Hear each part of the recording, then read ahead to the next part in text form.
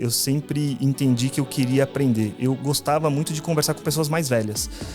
Então as pessoas que tinham mais experiência me encantavam mais e eu hoje entendo que são as pessoas que tinham mais conhecimento. Então eu conversava com alguém que eu queria aprender o máximo possível. Então essa curiosidade sempre foi a minha característica. Então eu sempre falei, o meu trabalho não é pegar empresas que estão infelizes e transformá-las em felizes. O meu trabalho é encontrar empresas que já acreditam na felicidade e potencializar elas. E uma das descobertas mais importantes da lista da felicidade é que muitas pessoas que têm muita dificuldade de montar sua lista é porque elas estão associando felicidade única e exclusivamente a itens grandes, difíceis e demorados.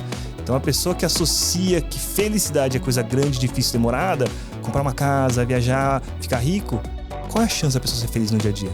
É quase impossível. Esse podcast é um oferecimento da BMW, líder em mobilidade premium.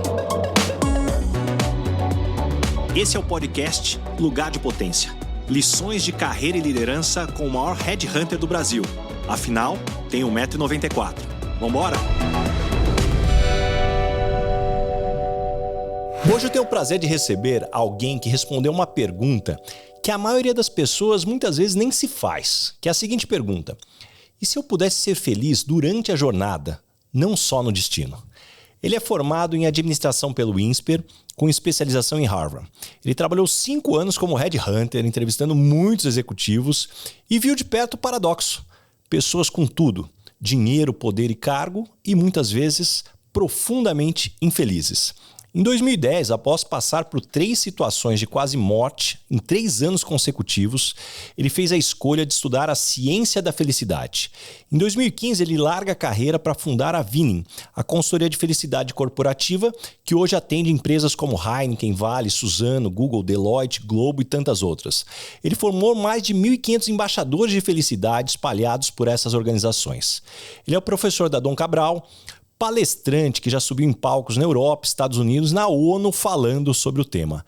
Agora, o que o seu currículo não conta é que ele mantém um caderno com histórias de pessoas que transformaram as suas vidas depois de entender a ciência da felicidade e frequentemente volta a ler quando questiona se tudo isso realmente funciona. Casado com a Carol, pai do Antônio e do Rafael, ele é constantemente provocado pela esposa a não ficar confortável com as próprias conclusões. Vinícius Kitahara, que honra ter você aqui no Lugar de Potência. Seja muito bem-vindo. Que isso, Baza. Vocês pesquisaram a minha vida mesmo, hein? O pessoal tá muito bem aí. Nem imaginava. Foi a primeira vez no podcast que foram assim no detalhe. Então, sou um headhunter. Vou fazer aqui a minha pesquisa do meu convidado. Foi bem, Baza. 10 de 10. E Vini, como eu sempre gosto aqui de começar, vamos pelo início. Aonde a cegonha te entregou? Você vem de uma família de workaholics japoneses, de acadêmicos, de empresários. Conta um pouquinho de onde você veio. É legal. Eu vim de Santo André. Tem até uma curiosidade, porque uma vez eu estava nos Estados Unidos e aí o Luciano Huck me entrevistou no voo de táxi e eu falei, nossa, eu sou de São Paulo e tal. E aí quando eu cheguei em Santo André, os meus amigos de Santo André falaram assim, Vini, que história é essa que é de São Paulo? Você é de Santo André, meu, tem que falar pro pessoal que você é do ABC. Então eu nasci em Santo André, tenho 2 irmãs, a Larissa e a Aira. Os meus pais, os 2 lados são de família japonesa, oriental. E eu comento que eu sou apaixonado por trabalhar porque eu tive essa referência em casa. A minha mãe trabalhou 43 anos na Sabesp. Ela falava que o sobrenome dela trabalho, ela sempre amou trabalhar na Sabesp. O meu pai foi empreendedor, então montou restaurantes, agora tem faz inox para cozinha de restaurante. E eles sempre trabalharam bastante. Os meus avós gostavam de trabalhar. Então eu tive essa formação de servir o trabalho como uma lapidação. Acho que afiar o machado foi algo que eu olhava como uma evolução. Então o trabalho nunca foi um peso, nunca foi um fardo, mas sim uma capacidade de mostrar o potencial, ajudar, servir os outros. Então foi ali, nasci em Santo André, de uma família simples, de classe média. E foi acontecendo algumas questões na minha vida que me moldaram para cair na questão da felicidade. E dessa dinâmica, falando da sua família que te traz muito componente de muito trabalho, de dedicação, mas um passo antes sobre a escolha do trabalho. Quais eram suas expectativas ou sonhos? O quanto que isso eventualmente teve influência da família? É muito legal. Eu tive uma influência da minha família. A primeira faculdade que eu prestei foi engenharia ambiental. Minha mãe falou assim, não, isso aí vai ser a carreira do futuro. Prestei na USP e em Floripa, não passei, e que foi maravilhoso porque eu fui fazer um intercâmbio nos Estados Unidos, fiquei estudando e aí quando eu voltei, meu pai teve uma questão financeira que ele quebrou. E aí eu pensei, como que eu faço para ganhar dinheiro muito rápido? E o mercado financeiro é onde paga melhor. Eu falei, preciso ajudar em casa, vou trabalhar no mercado financeiro. E aí eu prestei INSPER.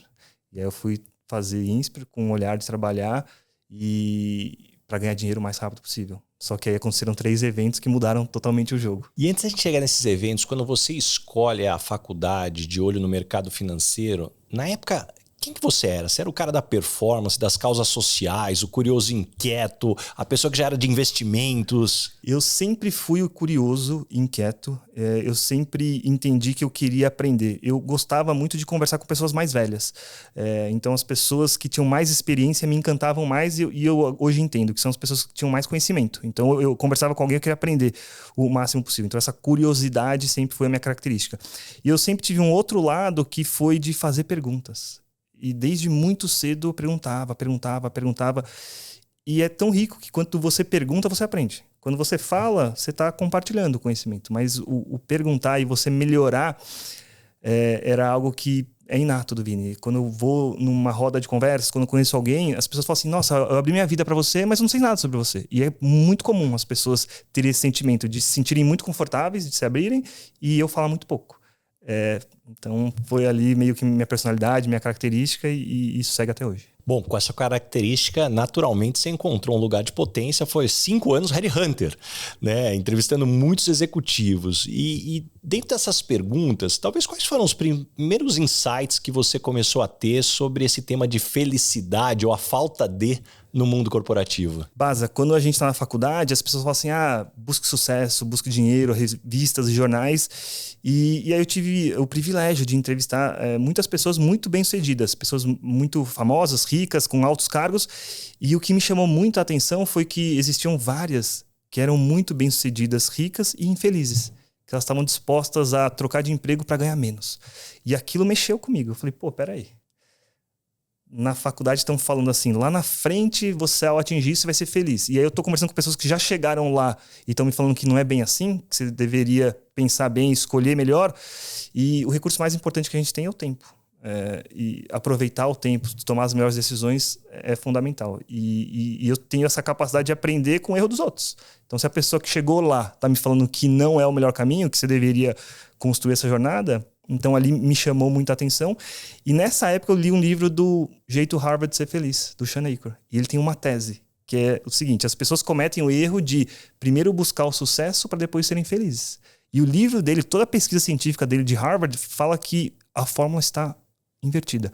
Você deveria primeiro buscar a felicidade e depois isso vai te ajudar no seu sucesso. Então começou a combinação de vários elementos. E eu tinha passado por 3 situações de quase morte que me fizeram priorizar a felicidade. Que eu percebi que eu queria ser feliz e nunca tinha priorizado. Eu nunca tinha estudado sobre felicidade. E isso é algo que eu faço em todas as empresas hoje. Pessoal, levanta a mão aí quem quer ser feliz, quem felicidade é importante. 100% das pessoas levantam a mão. É óbvio, todo mundo quer ser feliz. Aí eu pergunto, então me fala de 0 a 10, quanto que você estudou sobre o tema felicidade de uma maneira proativa? Aí as notas, perto de 0, a maioria. 1, 2, 3.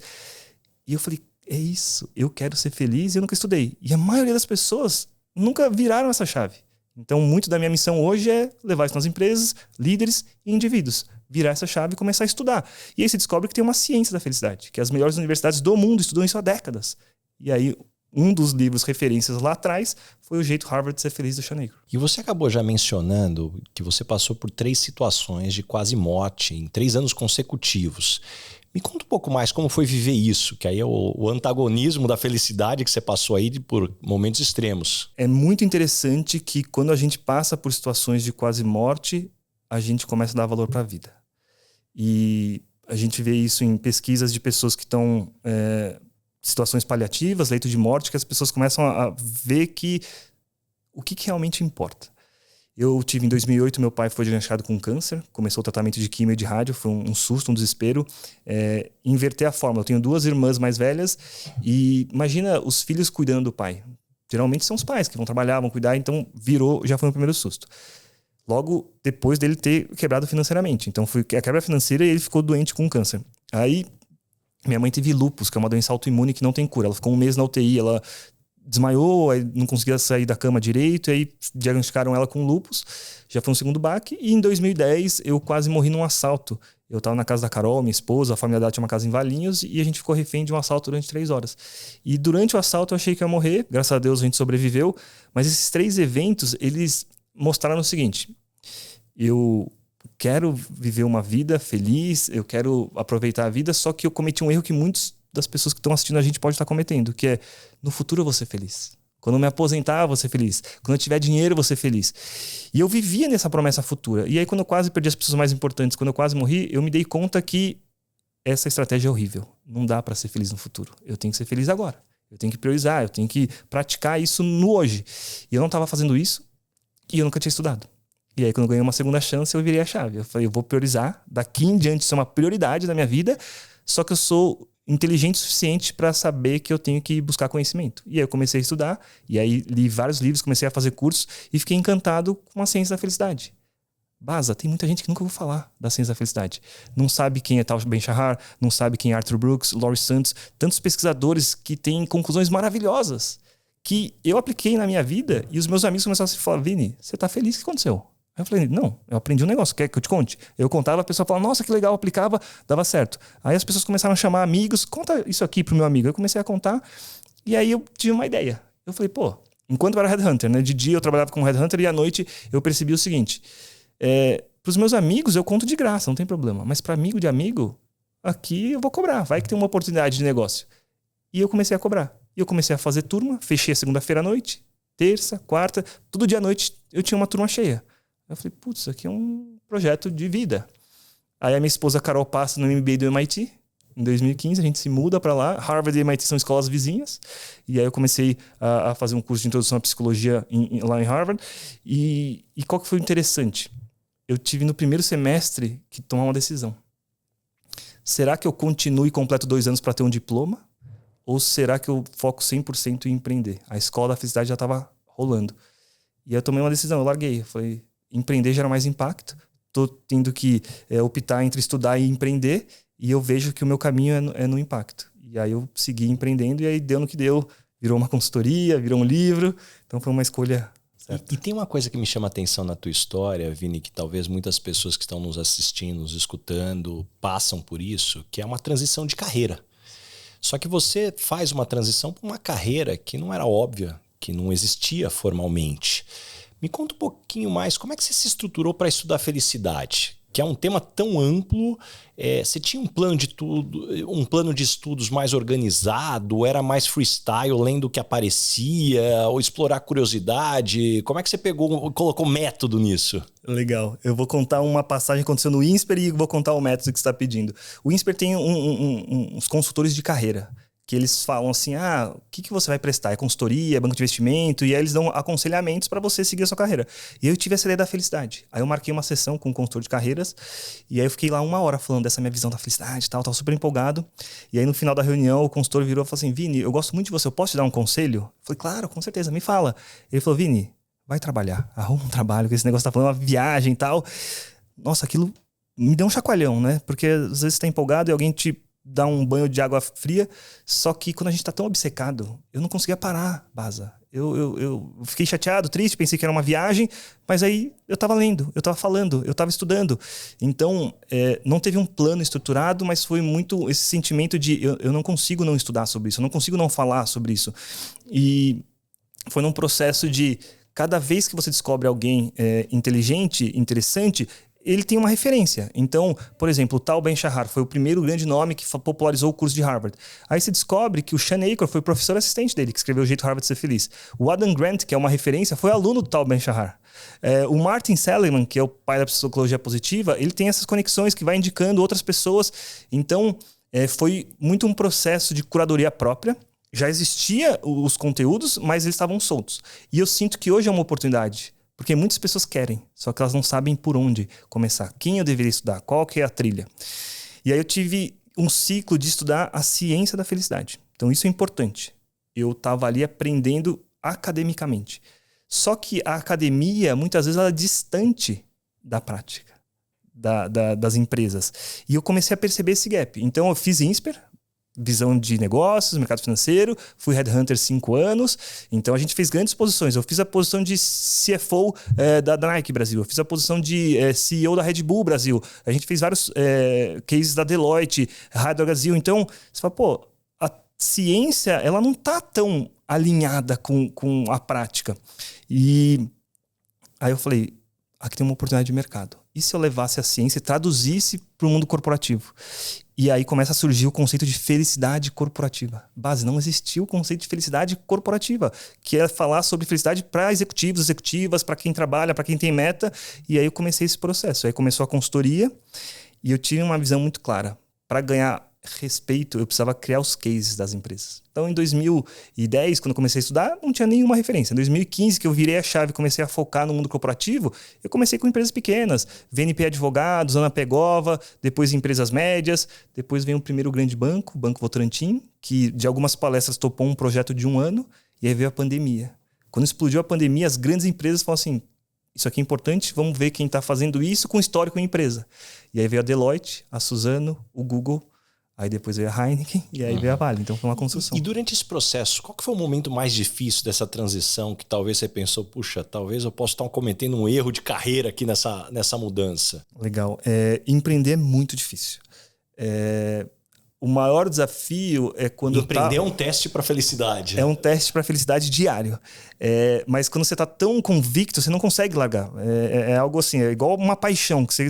Assim, é um desafiador. Então foram 7 anos de desafio, de construção. Começou part-time, depois quando estava nos Estados Unidos, 2015 até 2017 foi full-time job. E ali foi o momento mais desafiador, porque morar nos Estados Unidos é caro, a gente tinha as contas para pagar do MIT, Harvard, que eu fiz o primeiro semestre, e aí você fala assim, poxa, como que eu torno isso algo escalável? E aí a transição da pessoa física para o corporativo foi um desafio no começo. Só que foi a melhor aposta, porque o corporativo você tem uma escala maior, você impacta maior, você consegue... quando você é uma pessoa só empreendendo, você tem que cruzar, cabecear, defender, e fazer isso na pessoa física demandava muitos braços e muitas pessoas para aquilo parar de pé. Só que na empresa você conseguiria fechar contratos maiores, com mais consistência, porque para empreender você tem que ter margem, escala e recorrência. Se você tem margem, escala e recorrência, o negócio para de pé. E aí eu fui ajustando, e aí o negócio começou a pegar tração. Então eu melhorei os produtos. Então a gente começou a fechar contratos de 1 ano, em vez de fazer projeto de 1 mês. E aí, desde então, a gente só faz projetos de 1, 2... A Suzano, a gente fez 4 anos e meio. A Heineken, a gente está no 3º ano indo para o 4º. A Vale, a gente começou no passado, fez 1 ano e meio de teste, e agora a gente acabou de renovar com a Vale por mais 3 anos. Então, os grandes cases, por volta de 4 anos de contrato. A iFood Benefícios vale para o seu time, para sua empresa e é aceito em qualquer lugar. Aceita que vale mais e contrate já. E quando você começou, vamos combinar que felicidade e trabalho na mesma frase já soava estranho.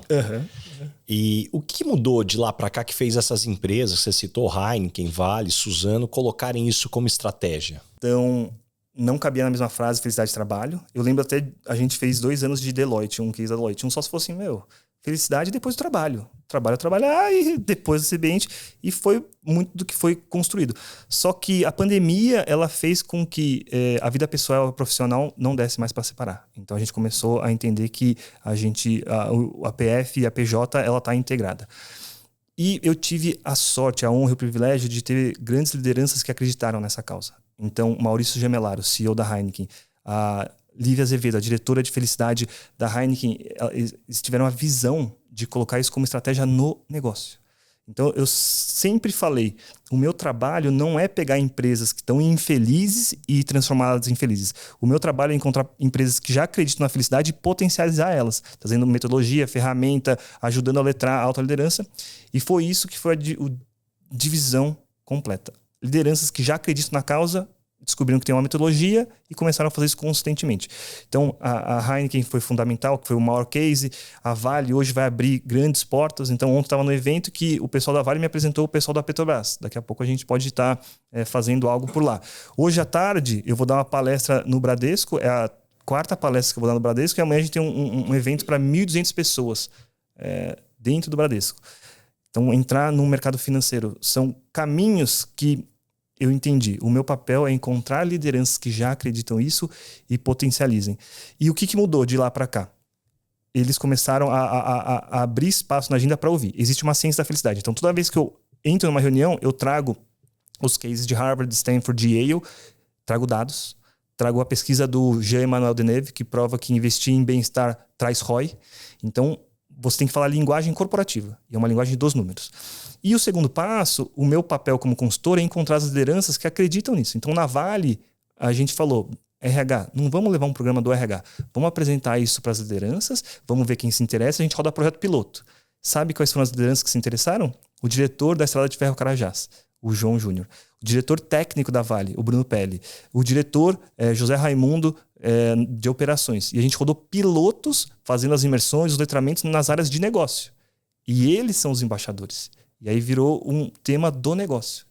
Então, foi ali. E me conta mais do framework. Como é que você pega um tema que muitas vezes é até etéreo na cabeça das pessoas e aterriza isso para conseguir colocar um plano? Perfeito.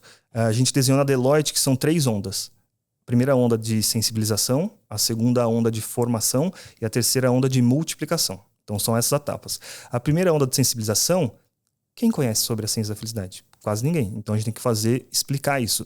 Como a gente explica isso? Sessões individuais com alta liderança, palestras, workshops para trazer esse conteúdo. E aí, então, você vai letrando as pessoas para descobrirem o que é. E as pessoas, nossa, que legal, gostei. A segunda etapa da formação. Gostei, quero pilotar no meu time. E aí são imersões. Então, na Estrada de Ferro Carajás, a gente faz 3 imersões. Então, pega o dia inteiro, faz imersões com as lideranças para que eles possam tirar todas as dúvidas. E a gente estrutura um programa em que eles montam projetos de felicidade. E aí a gente começa a dar nome correto. Então, felicidade corporativa, qual que foi o conceito que fez virar na Vale? Toda vez que eu resolvo um problema, Baza, você se sente triste ou feliz? Sempre feliz. Feliz. Então, resolver problemas gera felicidade, não gera? Aí o pessoal fala, então felicidade corporativa é sobre resolver problema. Me fala quais são os seus problemas urgentes e importantes e a gente vai endereçar isso. Quando o diretor ouviu que felicidade era sobre resolver problema, ele falou, então eu sou um embaixador da felicidade, porque eu resolvo o problema o dia inteiro. Eu falei isso. Então o meu papel muito mais é trazer que existe esta combinação, só que a pessoa não tinha um repertório para isso. E aí você traduz isso de uma maneira objetiva. Por exemplo, lá na Vale tinha uma operação que chama Serra Leste, que ela fica bem afastada. E aí você tinha uma estrada para chegar até a operação. E era uma estrada de terra. E aí você tinha que respeitar a velocidade, você tinha que andar 40 por hora numa estrada de terra, que se demorava muito tempo, 40 minutos dentro de uma estrada de terra para chegar na operação. E aí o programa de felicidade é sobre resolver problema. Que problema que a gente tem? Demora muito para chegar.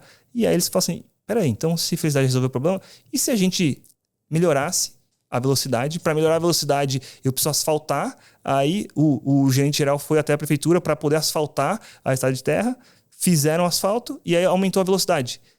Agora as pessoas economizam 11 minutos para ir e 11 minutos para voltar. A gente conseguiu gerar 22 minutos a mais de vida para as pessoas poderem fazer outras coisas.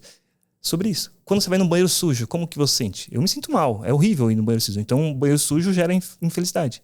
E aí, na Suzano, eles vieram com a bandeira de banheiro nível shopping. Sabe o que é isso? Cheiroso e limpinho. E aí, então, o programa de felicidade é sobre resolver problema.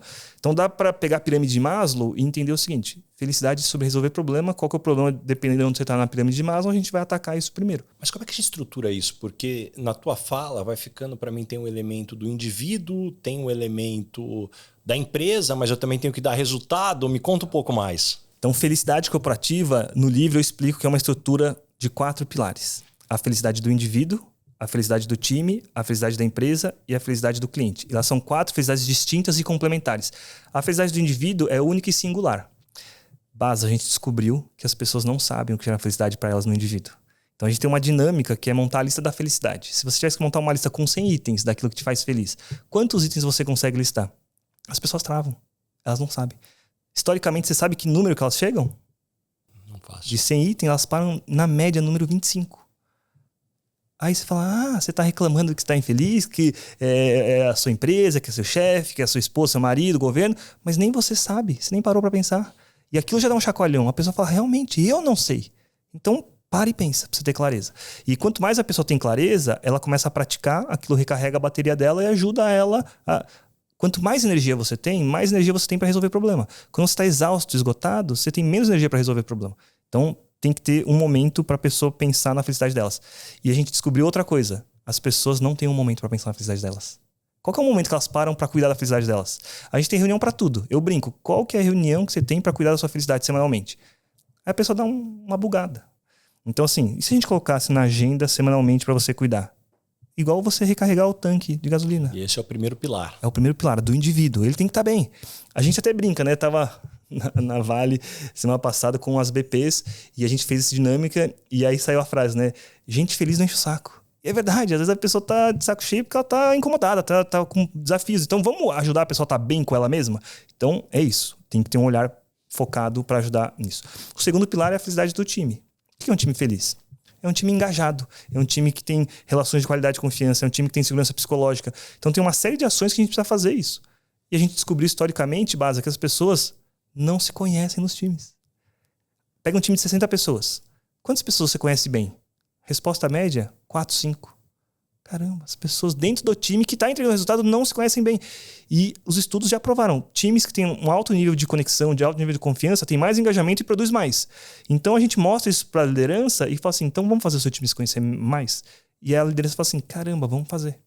E assim, eu vejo a cara dos diretores, das diretoras, quando a gente faz ao vivo. Fala aqui dentro do seu time de 60 pessoas, quantos você conhece bem? Aí todo mundo vai falando.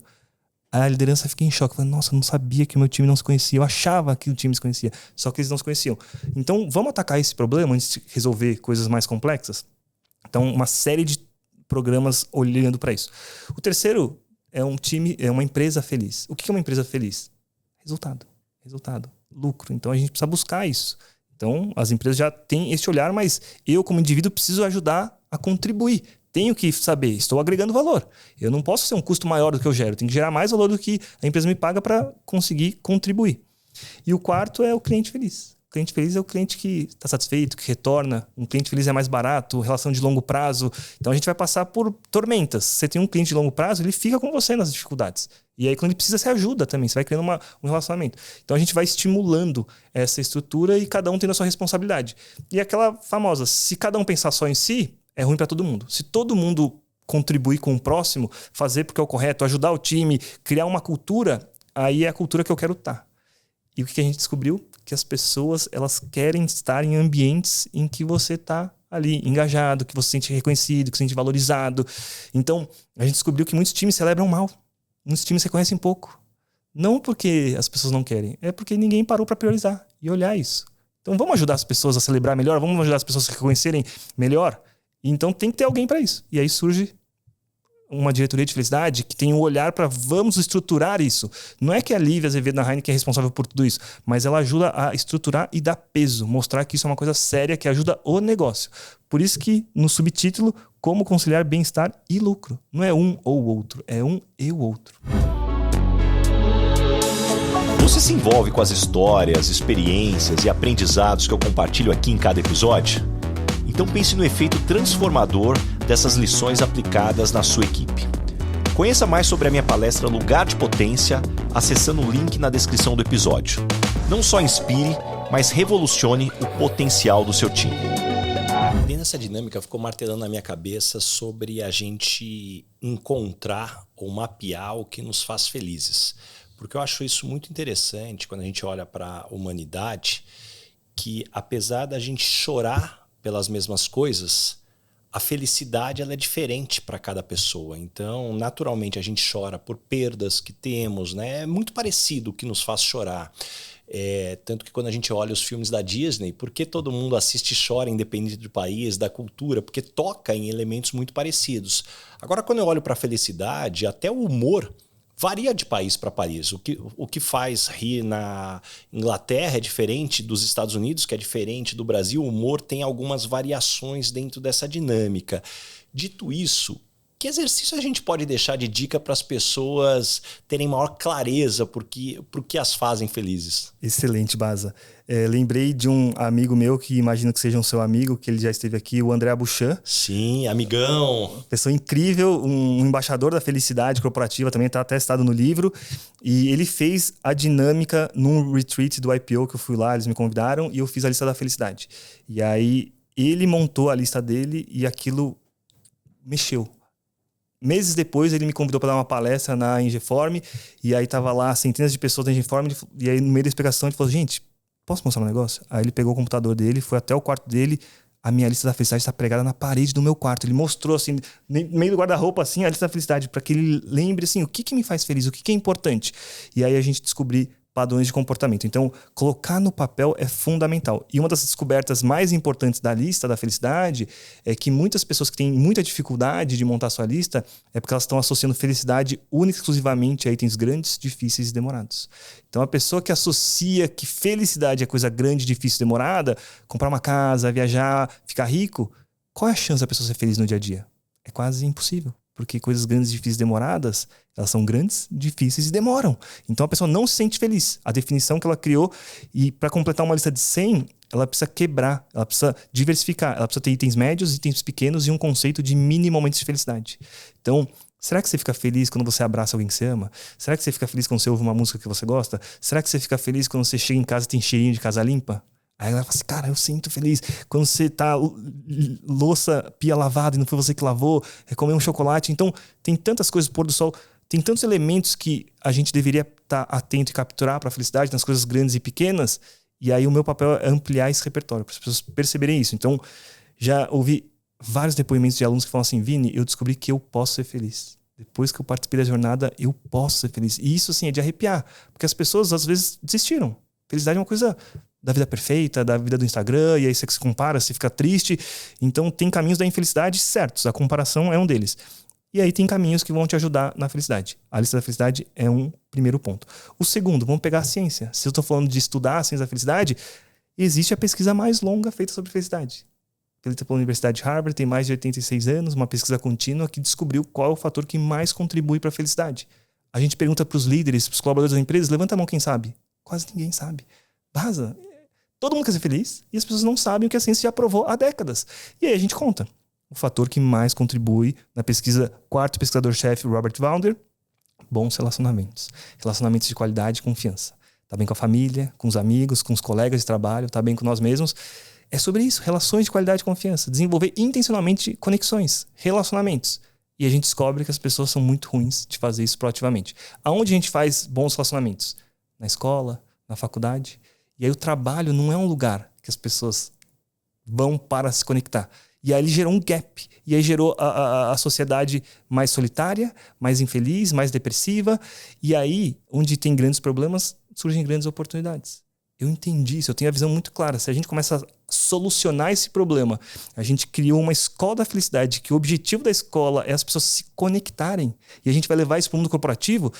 Eu pergunto para os RHs e para as lideranças, qual é o programa que você tem hoje que combate a solidão? Baza, não existe. E a gente fala, a gente tem. A gente testou na Heineken, a gente testou em várias empresas.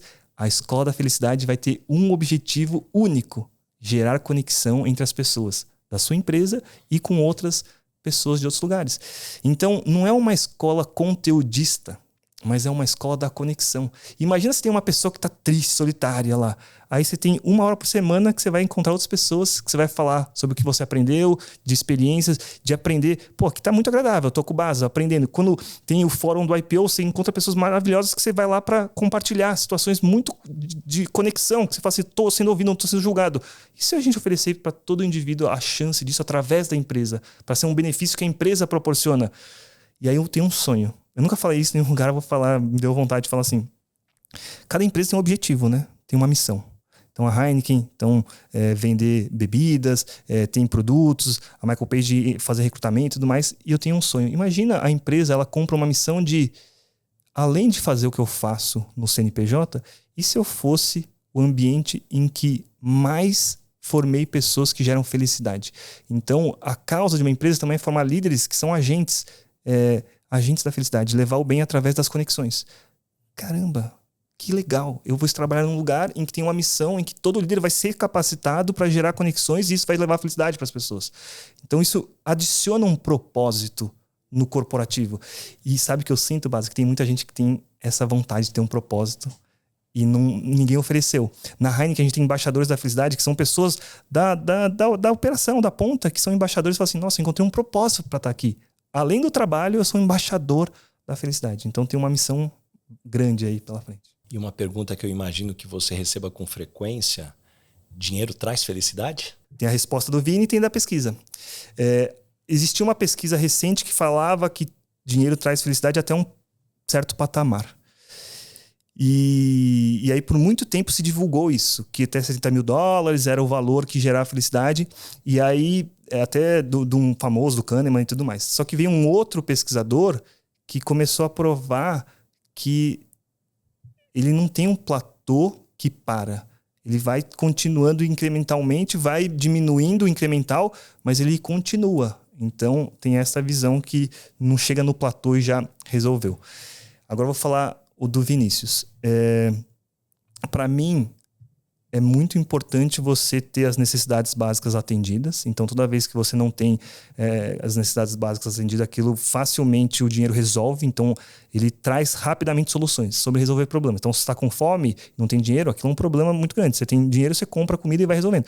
Só que chega um momento que você não vai almoçar 10 vezes no dia. Então, você vai ter um limite de tempo para isso.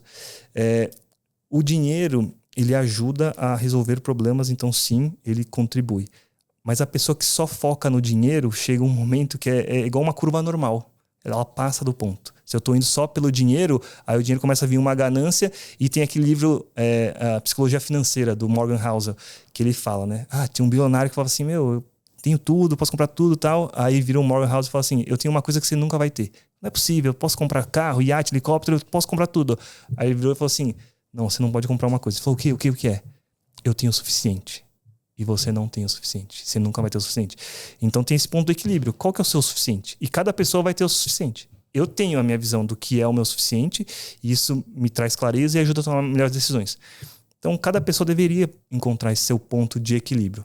Outra questão sobre a felicidade. Não é algo fixo. Ela muda.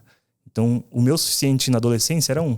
O meu suficiente na vida adulta era outra. Com 2 filhos é outra. Minha esposa, Carol, quer ter um 3º filho. Então, quem sabe ano que vem já muda e vai se equilibrando. Mas o Barsi fala, né? Se você gastar menos do que você ganha e vai reinvestindo, uma hora você vai tendo os dividendos que vão te ajudar. Tem um fator sobre felicidade que eu vejo muito da gente discutir também, os fatores de satisfação e fatores de insatisfação. E eu sempre falo isso nas imersões, porque um exemplo de fator de insatisfação, né? Se eu vou no banheiro e não tem papel higiênico, isso me gera uma insatisfação. Certo. Agora, se eu vou no banheiro e tem papel higiênico, não é que eu fico satisfeito. Não, uhul, que beleza, tô satisfeito, tem papel higiênico. Então é também a gente entender esses fatores de satisfação e insatisfação. Puxa, se eu tô indo para o trabalho e estou escutando um podcast que me gerou um baita de um insight, é um fator de satisfação. Isso aqui. Mas se também não me gerou, não é que eu cheguei triste porque não teve um insight fabuloso aqui dentro dessa dinâmica. Então, também na hora de você mapear a felicidade, eu vejo que é importante você olhar esses 2 aspectos. Excelente, você foi num ponto fantástico. Então são 2 copos diferentes, a infelicidade e a felicidade. Então muitas vezes a gente tem elementos e o dinheiro ajuda muito a diminuir infelicidades. Só que ele não garante felicidades. E aí a gente faz uma dinâmica nos grupos que a gente pergunta assim, se tivesse que ranquear, o que é melhor para você?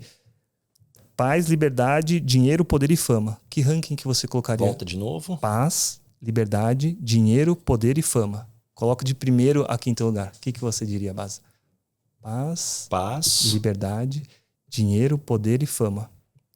Para sua felicidade, como você colocaria prioridades? Liberdade, paz. Quais são os outros 3? Paz, liberdade, dinheiro, poder e fama. Dinheiro, poder e fama.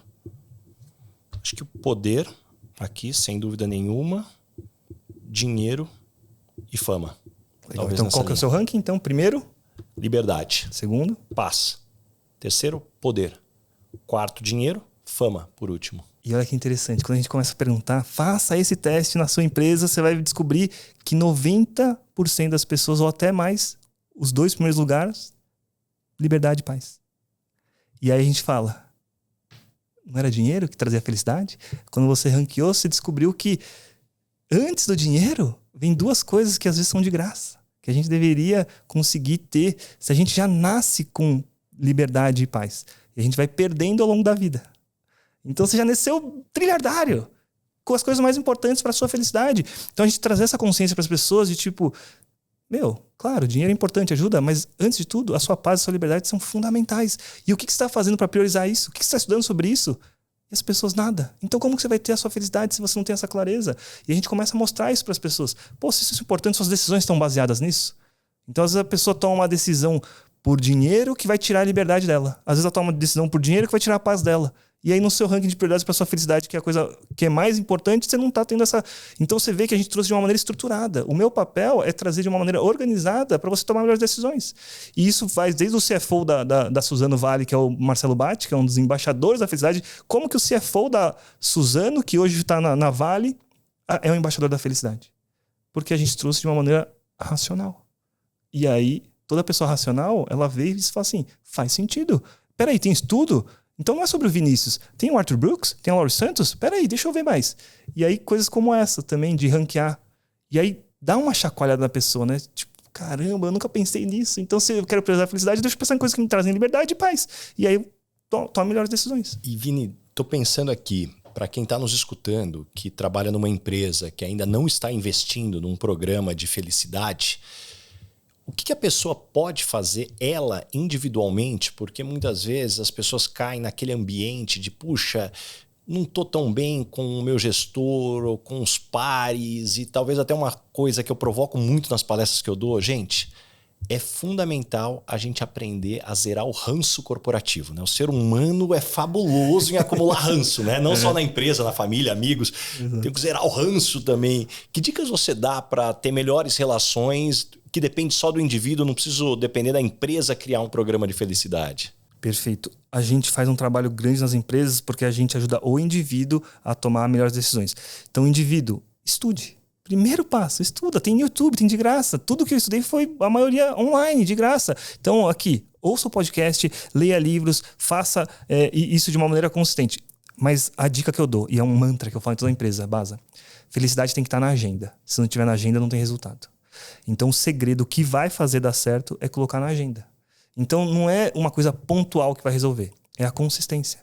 10.000 horas do Malcolm Gladwell. Então assim, se você colocar na agenda com frequência esse assunto, ele vai trazer resultado no médio e longo prazo. Então, indivíduo, você, quando que você coloca na agenda? E eu falo assim, existe uma diferença gigante entre querer e priorizar. Quem quer estar em forma e saudável? Todo mundo quer estar em forma saudável. Quem prioriza e está na academia e comendo bem todos os dias? Mudou completamente. Felicidade, se eu quero ser feliz, uma coisa é querer, todo mundo quer. Quem vai priorizar? Quem que está com isso na agenda frequentemente? Então, indivíduo, líder ou empresa, tem que estar na sua agenda. E hoje eu tenho certeza que não está na sua agenda. E eu brinco. Imagina que a gente estava numa empresa fazendo esse treinamento aqui. Quem estaria terça-feira, meio-dia, falando de felicidade se não fosse para essa reunião?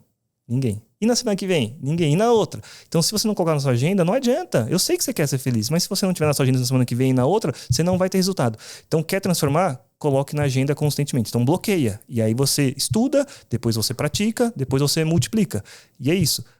Eu tô desde 2010 fazendo isso constantemente. E aí eu falo disso todos os dias. Eu pratico isso. Eu tenho dias ruins, tenho dias bons, mas na média eu já passei das 10.000 horas. E eu me sinto uma pessoa muito feliz, realizada. Eu ganho para falar de felicidade, eu ganho para deixar as pessoas felizes. E eu tô vendo que tem uma enxurrada de outros sonhadores que querem participar deste movimento. Mas começa no indivíduo. O indivíduo tem que estar bem. E Vini, você está com a Carol há quase 20 anos. 17 anos. Quais são os combinados que vocês fizeram para buscar felicidade no casamento? É interessante essa reflexão, porque uma vez numa roda de bar com os meus amigos, eles perguntaram por que você tá, né, com a sua namorada, esposa, e aí cada um falou uma coisa e eu falei, a Carol me traz paz. E o combinado é muito um respeito de cada um ser do seu jeito. Então eu aceito a Carol do jeito que ela me aceita do jeito que eu sou. Claro que tem sempre situações que ela prefere do jeito dela, eu abro mão e vice-versa, mas a gente aceita na essência. A gente não fica julgando, cobrando, perturbando a pessoa para ser diferente do que ela é. Então esse é um primeiro ponto. O outro combinado que a gente tem é vai no seu sonho, acredita. Então a gente é muito de estimular, incentivar, acreditar, suportar o outro.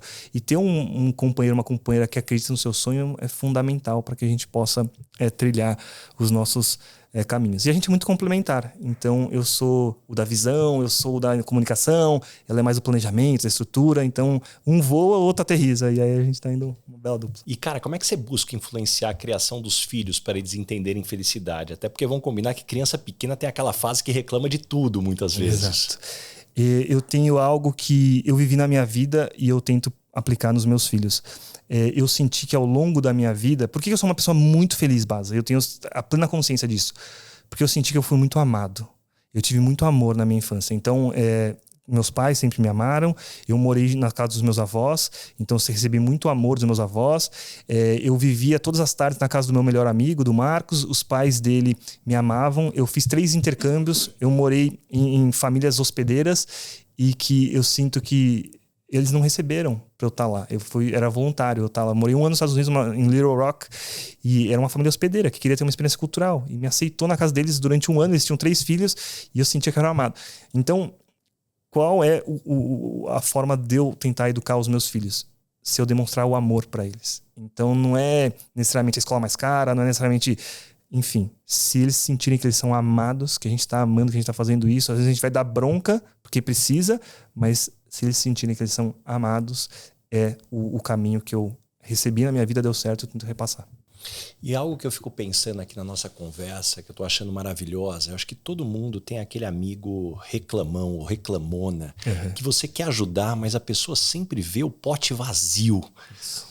Como que a gente pode dar um chacoalhão nessas pessoas para trazer mais gente feliz pro nosso lado? Ou o jeito é se afastar, muitas vezes? Legal.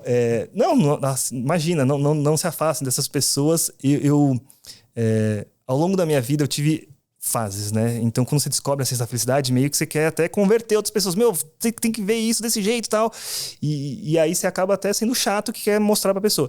Então, eu passei da fase de querer convencer as pessoas pra... Eu faço a minha parte. Eu, como uma pessoa que gosta, eu vou apresentar. Mas também tá no momento da pessoa de querer receber. E eu não fico insistindo muitas vezes. Insisto 1, 2, mas se a pessoa já tá numa outra fase e não quer, tudo bem. Por quê? Porque as pessoas, elas têm fases. Tem pessoas que, naquele momento, aquilo não faz sentido nenhum. Igual, tá num momento de luto, que a pessoa perdeu alguém. Tem frases que não vão funcionar, mas tem frases que é a mesma frase daqui 6 meses que vai ser o aha moment. Então, é meio... Você planta uma semente e rega. E aí você vai regando. E aí tem sementes que vão surgindo nos primeiros 3 meses, depois de 6 meses. Eu costumo não desistir das pessoas, mas eu também não forço. Então, eu vou dedicar mais do meu tempo de quem gosta.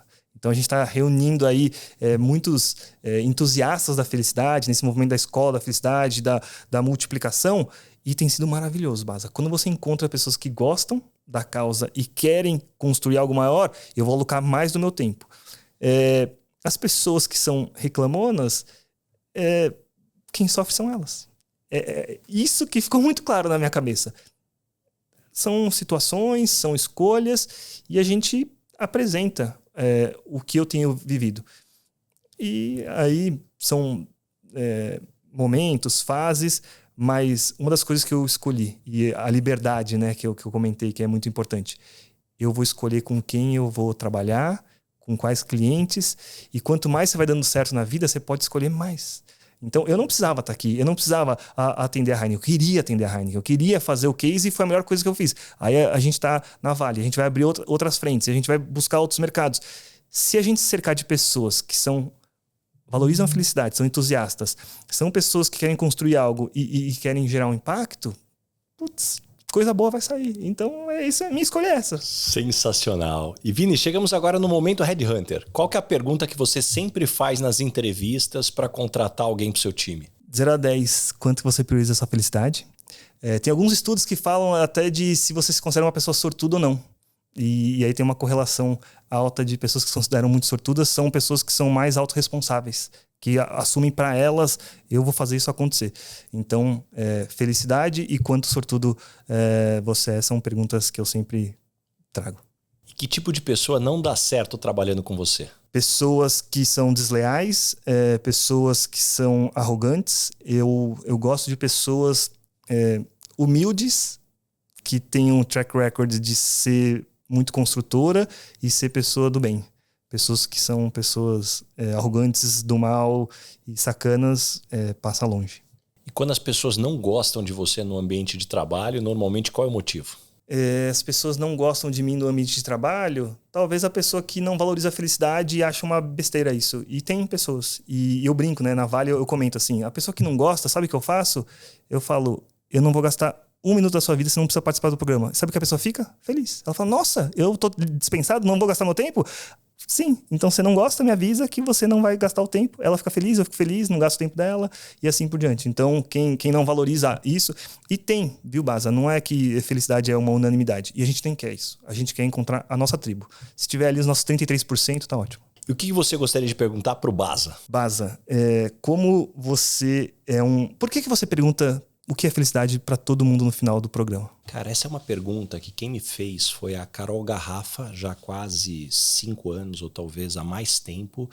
E essa é uma pergunta que mexeu comigo, porque ao mesmo tempo que eu busquei racionalizar o que era felicidade para mim, ao mesmo tempo me trouxe aquela reflexão, por que a felicidade é diferente para tantas pessoas na hora de tentar explicar? E ao mesmo tempo a gente sofre por coisas tão parecidas. Mas ao mesmo tempo, né? E eu, como você me conhece um pouco, eu sou nerd. Aí eu falei, eu quero estudar, quero entender a dinâmica. Isso acabou até nos aproximando.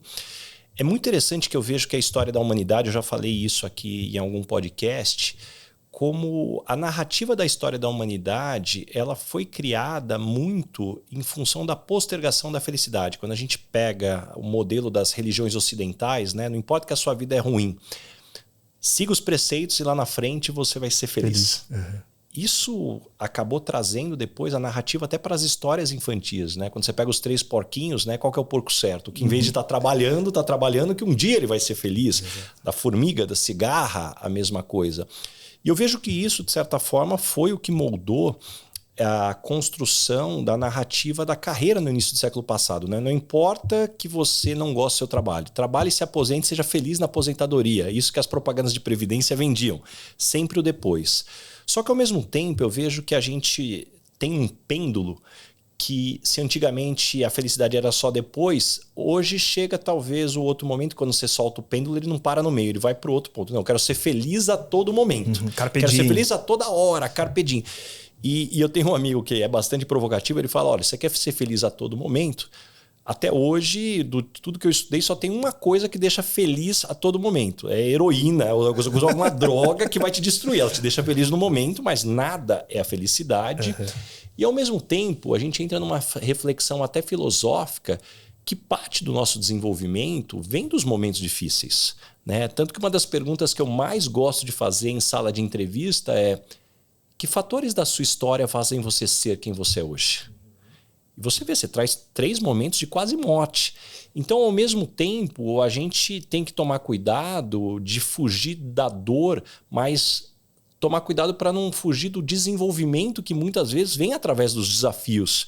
Então, talvez eu ampliei aqui a resposta, mas é que esse tema me traz muitas reflexões. E ele é um tema fascinante. Toda vez que a gente aprende algo, a gente fica feliz. Uma outra premissa básica é isso. Então, aprender gera felicidade e a dor gera aprendizado. Então, dá para aprender a ser feliz em momentos de dificuldade. Então, a gente tem que muito trazer mais repertório para as pessoas. Isso é uma das missões que a gente tem que ter. As pessoas estudam pouco. Todo mundo quer, mas poucas têm a informação, o conhecimento. Quanto mais informação, melhores decisões. E quanto melhores decisões você tem, mais ou menos sentimentos de felicidade, entusiasmo e assim por diante. Mas eu acho que a gente tem uma missão, a gente precisa ajudar as pessoas. Então, ver a geração mais depressiva, mais ansiosa, mais solitária da história é um problemaço. Será que a gente não vai fazer nada? Será que a gente vai só ganhar dinheiro pelo dinheiro? Ou, peraí, deixa eu tentar ajudar. Se tem uma coisa que eu chamo até de dividendo emocional. Uma das coisas mais satisfatórias é quando você ajuda alguém e a pessoa fala assim, você transformou minha vida, você ajudou, eu mudei depois que eu comecei a aprender sobre essa questão. E as pessoas precisam estudar. Mas tem um elemento que eu vejo que talvez tenha um papel nosso de quebrar os preconceitos em relação à felicidade. Eu vejo que existem muitos preconceitos. Eu adoro o tema, então muitas vezes que eu estou falando com muitos amigos, Ah, Baza, você virou hippie, né? Virou hippie. Pô, agora tá com a vida resolvida. Vai abraçar a árvore. Vai abraçar a árvore. Cara, tem um preconceito de tratar isso como prioridade. Ou muitas vezes, poxa, agora que você tá num momento de vida financeiramente mais equalizado, agora, pô, é fácil ser feliz. Então, é sempre dentro dessa dinâmica. Mas, ao mesmo tempo, eu olho, puxa, meu filho tem 7 anos de idade.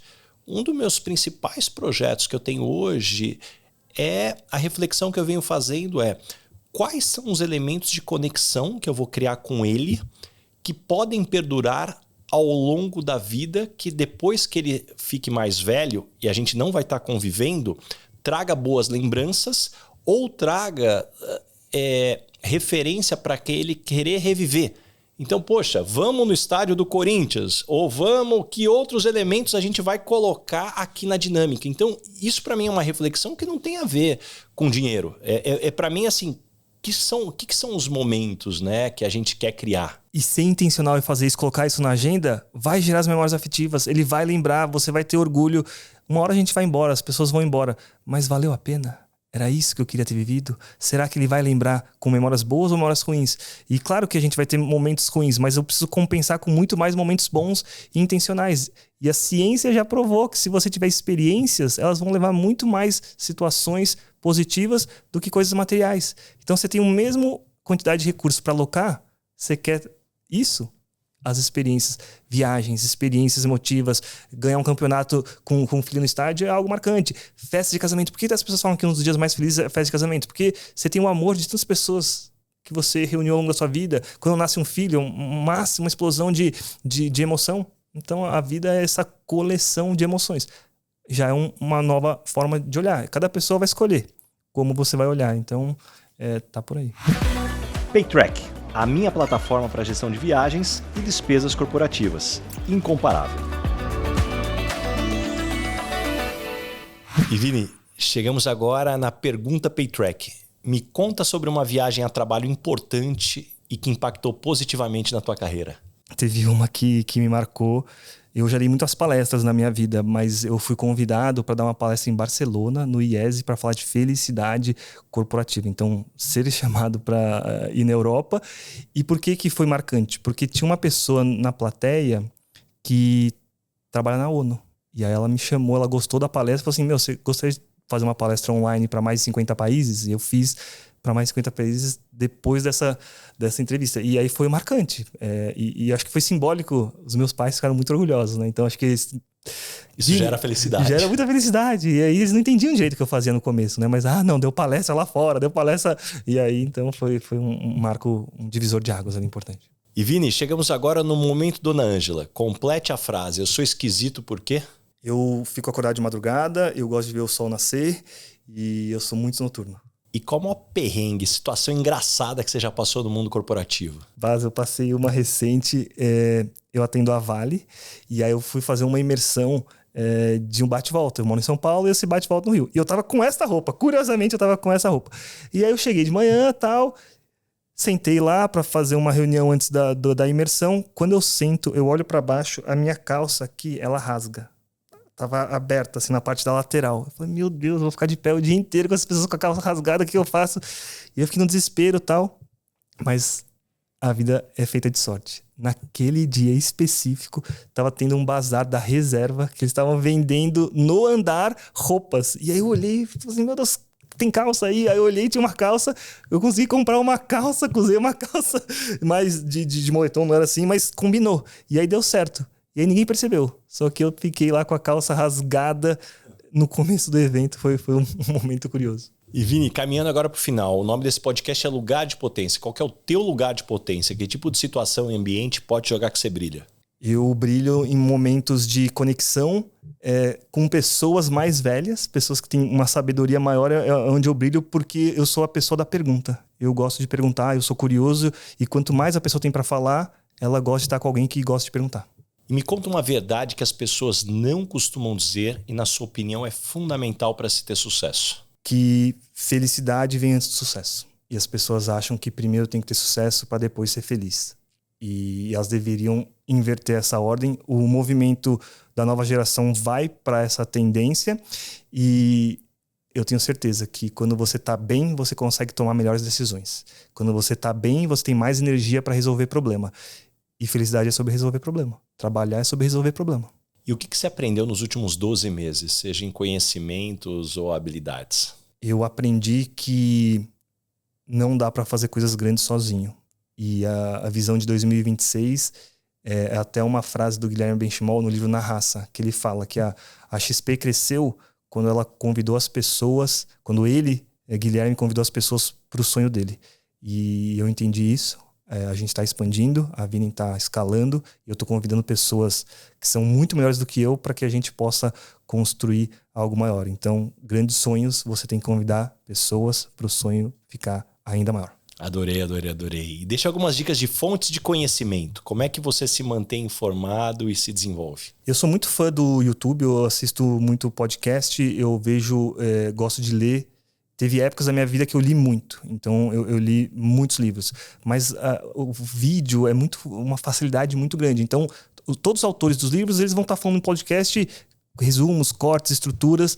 Então, YouTube, eu assino o Premium. Assinem o Premium para você ouvir, dá para fazer download no voo, eu ouço bastante. Spotify, livros, faça curso, tem vários cursos online de graça. Das melhores universidades tem cursos de graça. Tem uns pagos, que são baratos também, que dá para você acessar. Tem os mais caros. O MBA do MIT da Carol é caríssimo, mas valeu a pena. Então, assim, invista nesse conhecimento e busque pessoas que fizeram aquilo que você acredita. Então, evite pessoas que estão contando algo que vão fazer no futuro. Então, sempre a fonte é fundamental. De quem você escuta é fundamental. Adorei. Explora um pouco mais. Explora um pouco mais. Vai ver se a pessoa tem lastro, tem repertório, se já fez aquilo que ela está falando para você fazer. E é interessante isso, né? Como as pessoas têm muitas ideias e eu falo, sempre tem aquele empreendedor de boteco, né? Aquele cara que tem a ideia genial, mas porque me falta isso, aquilo, mas se eu tivesse isso, eu estaria ali naquele lugar. E esse para mim é um conceito interessante, porque a gente aprende muito mais com as experiências do que com os conselhos. Fantástico. Exatamente. Então saiba escolher bem as pessoas que você vai ouvir. E me indica 3 pessoas bacanas para eu convidar para esse podcast e ter uma conversa como essa. Olha, Baza, você precisa entrevistar a diretora de felicidade, Lívia Azevedo, da Heineken. Vamos trazer a Lívia aqui. Eu já trouxe o Maurício Jamelaro, o Edu Picarelli. Agora precisa trazer a Lívia para cá. A Lívia Azevedo. O Maurício é o CEO da felicidade. A Lívia é a diretora de felicidade, é a primeira diretora de felicidade no mundo da Heineken e provavelmente nesse tamanho é a principal. Então, assim, eu lembro quando a gente estava falando do começo da jornada, eu falei assim, Lívia, você tem noção que se a gente colocar de pé isso, você vai entrar na história da Heineken? Pensa nisso. A Heineken é uma empresa de 150 anos. Ela é a primeira diretora de felicidade no mundo que criou um case com resultados. O Maurício foi o primeiro CEO no mundo que colocou essa pauta. Então, pessoal, a gente tem a oportunidade de deixar a nossa marca na história com esse tema que é a felicidade corporativa. Porque o conceito da ciência da felicidade já tem décadas, mas felicidade corporativa, página em branco. Primeira, Lívia Azevedo. Segunda, Estela Campos, a editora de carreiras do Valor Econômico. Ela já entrevistou tantas pessoas, todos os grandes pensadores. Adoro Estela, mandar um beijo aqui. Estela, quero te trazer aqui. Estela, você tem que trazer a Estela Campos, com certeza. E eu pensei em alguém da Vale. A Vale está criando um case. O Bate eu já entrevistei aqui. Eu tinha pensado no Bate, mas eu vi que você entrevistou, então você dá check. Se é for da felicidade, já deu check. Então, esses diretores da operação, João Júnior, História de Ferro Carajás, Bruno Pérez, diretor técnico, José Raimundo, diretor de operações, ou a Bárbara Dinali, do RH, a Flávia Venâncio. Então, são pessoas que você... peraí, interessante, na Vale, numa gigantesca, tá aí. E a pergunta que eu faço para todo mundo não poderia deixar de fazer para você. O que é felicidade para você? Olha, agora tem um peso maior, hein? Mas depois dessa conversa do tema, eu pensei sobre isso e eu lembro que eu falei uma vez uma frase num treinamento que eu gostei e eu tenho repetido.